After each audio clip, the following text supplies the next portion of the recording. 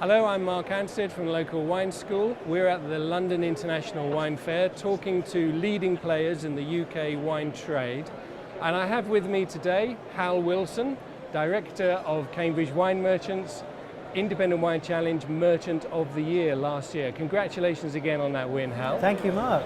So, what do you feel the UK wine trade should be doing to engage more with the consumer? I think we're doing lots to engage with the consumer.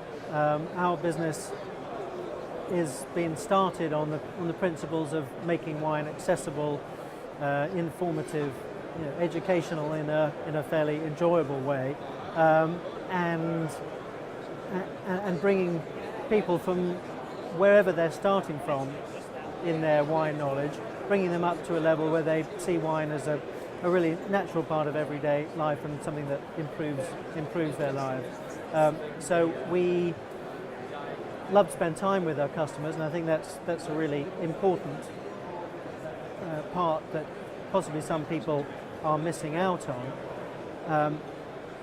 And you have to create your retail environment so that people feel that they want to spend time with you, they want to learn more, and they feel very much at home in doing so. Because I think wine is one of those subjects that can really be scary for a lot of people. We don't quite have it in our heritage yet to just know enough about wine, and yet we really want to we are becoming a nation of wine drinkers, we are a nation of wine drinkers, and we just need that helping hand from retailers to say, this is what you need to know in order to make good decisions when you're buying wine.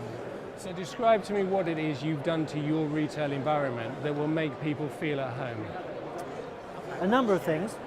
We constantly have opportunities for people to drop in or book for a tasting, for a class, for an easy to understand tasting. We invest a lot in all of our staff, who are super educated and super motivated to share their knowledge with customers. We try to make it relaxed.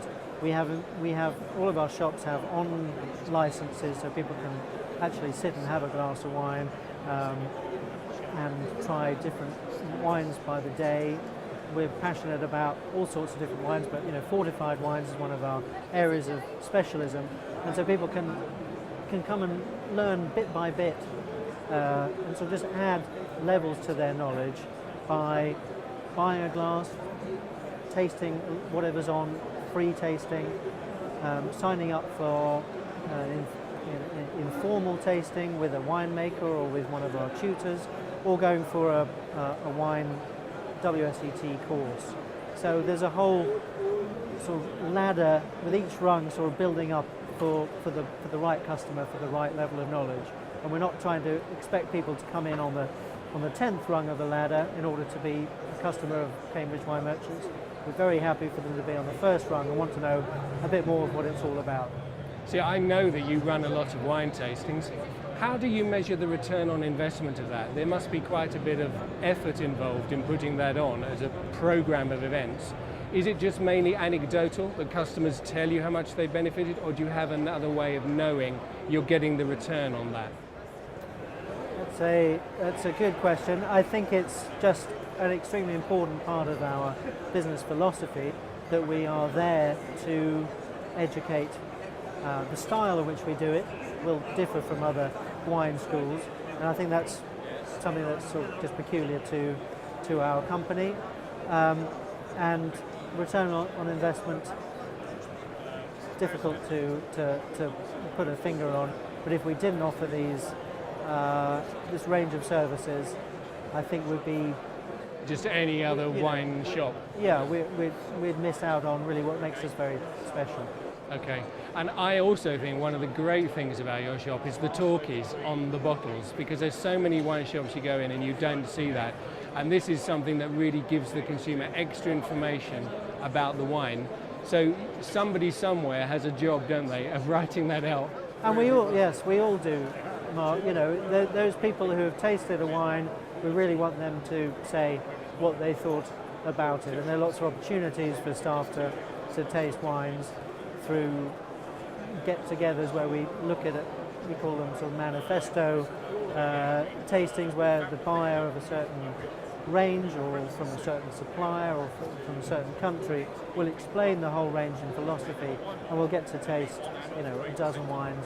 And people need to go away from our staff. They know more about those wines. They're communicating to the customers at the end of the day, retail customers. I think it's important that retail customers feel that they can browse, they can take their time to read what we think of a wine without necessarily having to seek personal advice. So some of it is, to allow us to keep serving customers as well as possible, but also to develop that sort of style of succinctly describing a wine in a way that makes sense to the consumer. It's really difficult, actually, to describe a wine in a way that makes people comfortable and means something to the average person who may not be fully versed in. Yes, you don't want to blind them with science, do you? No, Yeah. you have to judge what people do know already and try and pitch the level of description and recommendation to the customer accordingly. And I think that talking, and thank you for noticing them. It does take quite a lot of time to put them together, but it does look impressive that every wine has sort of a personal seal of approval and someone there who can tell you more about it if you want to.